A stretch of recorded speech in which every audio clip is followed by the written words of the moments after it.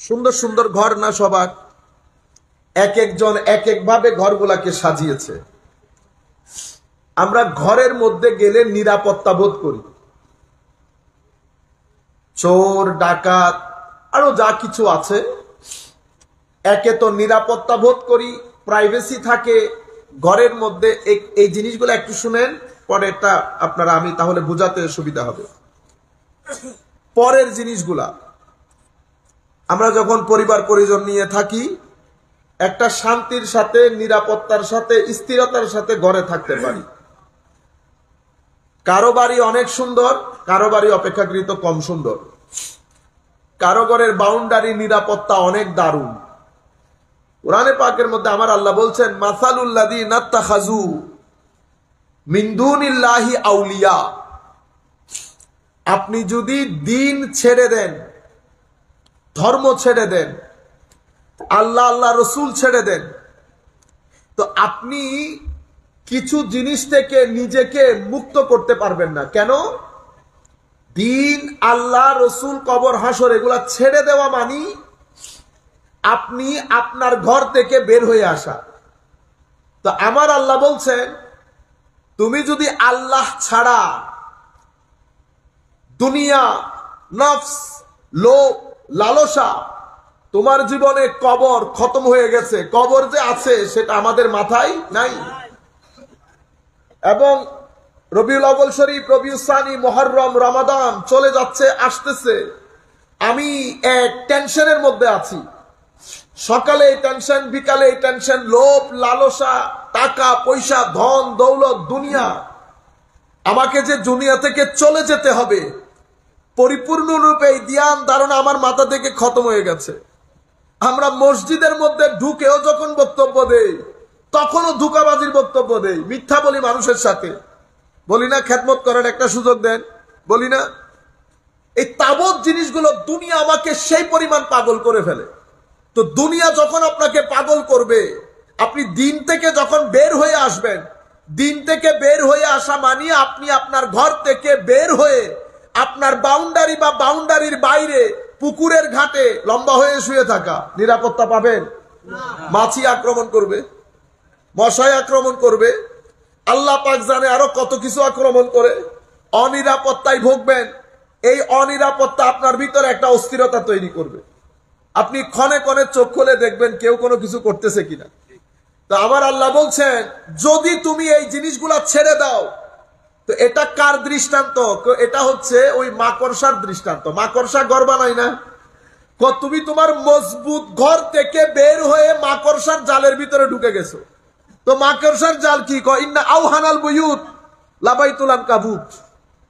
এটা একেবারে জীর্ণ শীর্ণ, সস্তা, টুকা দিলে পড়ে যায়, টুকা দিলে পড়ে যায়।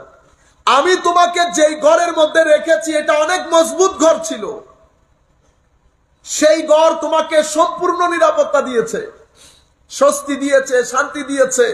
পরিবার পরিজন নিয়ে থাকতে পেরেছি, আনন্দ উল্লাস ছিল, ডাইনিং টেবিলে বসে খেয়েছি, কত কিছু।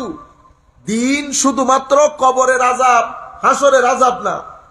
দিন একটা দারুণ ঘর, যেই ঘরের মধ্যে আপনি আপনার পরিবার পরিজন, ছেলে পুলে সবাইকে নিয়ে আরামসে দিন অতিবাহিত করছেন। আমরা কি করলাম? আমরা সেই সুখ সহ্য হচ্ছে না আমাদের, আমরা সেই সুখ থেকে বের হতে শুরু করলাম।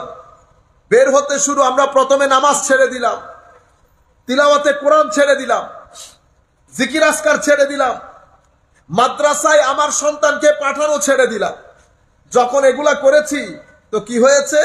আমি আস্তে আস্তে ঘর থেকে বের হয়ে গেছি। ঘর থেকে বের হওয়া মানে চতুর্দিক থেকে ফিতনার পানি আমার ঘরে ঢুকা শুরু করেছে। ফিতনার পানি আমার ঘরে ঢুকা শুরু করেছে। ফিতনা কাকে বলে? আমরা সবসময় শুনি না ফিতনা ফিতনা। ফিতনা মানি এমন একটা পরিস্থিতি, এমন একটা প্রেক্ষাপট তৈরি হবে যেটা আপনাকে সামগ্রিকভাবে একটা অস্বস্তিকর জায়গার মধ্যে ফেলে দেবে। আপনি কোন রকম শান্তি পাবেন না।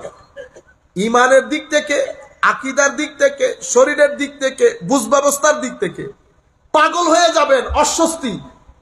কেন আমার আল্লাহ বলেছেন, হাসিবান নাস আইয়ুতরাকু আইয়াকুলু আমান্না ওয়া হুম লা ইফতানুন। আপনি কি মনে করছেন আপনি মুসলমান হবেন শুধু আমি আমান্না বলার পরে আল্লাহ আপনাকে বাজিয়ে দেখবেন না আপনি কতটুকুন শক্তিশালী? আপনাকে পরীক্ষা করা হবে এখানে। এই জন্য আমরা ফিতনা তথা পরীক্ষার মধ্যে পড়ে যাই, পরীক্ষার মধ্যে পড়ে যায়। পরীক্ষার বৈশিষ্ট্য বর্ণনা দিয়েছেন আমার নবী।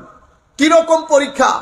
আমার নবী বলেছেন রাতের অন্ধকার যেমন দিনকে আবৃত করে ফেলে, রাতের অন্ধকার যেমন দিনকে আবৃত করে ফেলে, তোমার সামগ্রিক জীবনকে, আকাইদি জীবন, আমলি জীবন, আখলাকি জীবন, সামগ্রিক জীবনকে তোমার ফিতনা আবৃত করে ফেলবে।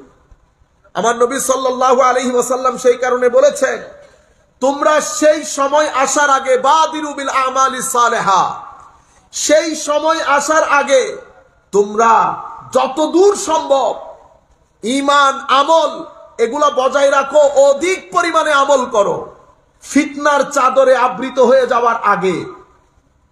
কিভাবে আবৃত করবে? আমার নবী বলছেন ফিতনা রাতের অন্ধকার দিনকে যেমন আবৃত করে, এনভেলপ করে ফেলে না। কিরকম হবে? সকালের মুমিন বিকাল হতে হতে কাফের হয়ে যাবে, বিকালের মুমিন সকাল হতে হতে কাফের হয়ে যাবে।